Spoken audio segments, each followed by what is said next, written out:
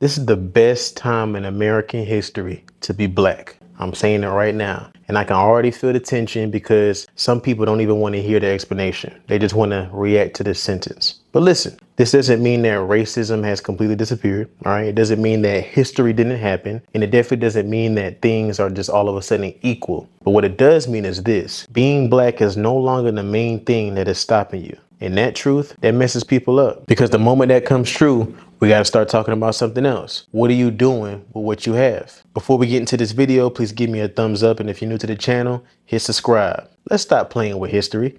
100 years ago, most likely you didn't own your labor, right? You most likely didn't own land. You didn't control your movement. You didn't control information. You just survived. That was the mission. Wake up, make it through, rinse and repeat. So don't tell me those same people wouldn't look at today with a straight face and say, you got all this and you still stuck? That wouldn't be hate just because somebody's evaluating something. It's not hate speech. They would just be simply confused. What are you doing with what you have? You don't need permission anymore. Nobody's sitting at a gate saying, you need to wait your turn, or you know what, you can't come in here, sorry. It's for certain people only. That gate, gone. All that segregation stuff, gone. You don't need your boss to believe in you. You don't need a company to discover you. You don't need a system to validate you. You can build from your phone these days. You can learn from your room. You can earn without even announcing it. So if you're still waiting to be let in, you're waiting at a door that's already open.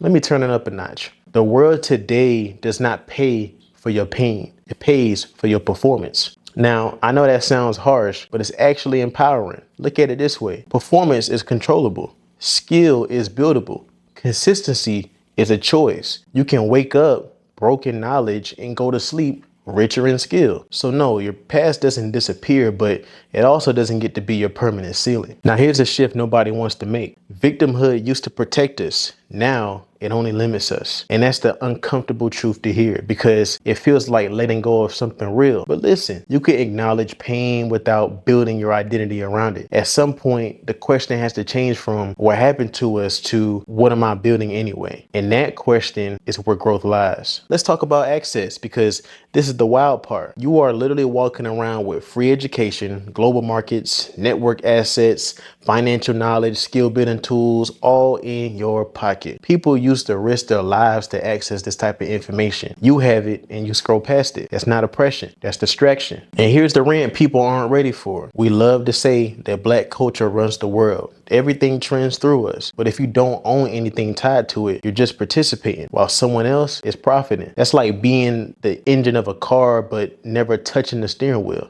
Hey, that was kind of good. That was off the fly. At some point, you got to ask yourself, am I building or am I just entertaining? Yeah, barriers exist, but they're not what they used to be. The real gap today, it's not about race. The real gap is about discipline versus distraction. It's about skills versus excuses, ownership versus consumption, focus versus noise. And here's the truth that nobody can argue. You can't complain your way into success. You have to build your way there. And let me say this with my chest. Nobody's coming to save you. Not no politician, not no company, definitely not no trend. And that's not sad. That's power. Because once you realize that, you stop performing struggle for attention. You stop announcing every pain. You stop arguing with people who are literally going nowhere with their life. And you start moving different. Be quiet. You're focused. You're strategic. So let me land this plane for y'all. This is the best time to be black in America. Not because Trump is in office and he's making it easier for y'all, all right? But because for the first time, you don't need permission to win. You don't need validation to build.